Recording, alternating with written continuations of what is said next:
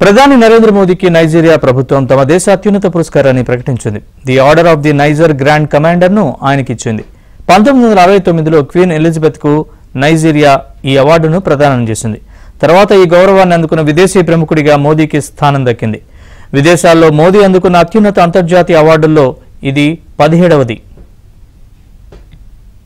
आने पर उनकी कोशिश को एक तरीके से देखा जा सकता है.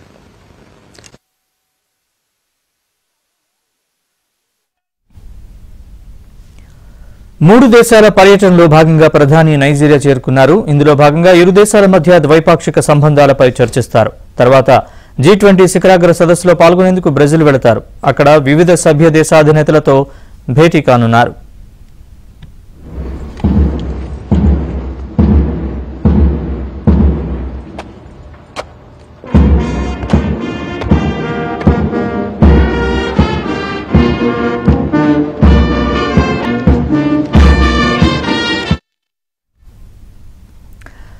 పద్దెనిమిది, 19 తేదీల్లో రియో డి జనీరోలో జరిగే శిఖరాగ్ర సమావేశానికి మోదీ, చైనా అధ్యక్షుడు జిన్పింగ్ హాజరు కానున్నారు. 19న మోదీ గయానాకు చేరుకుంటారు.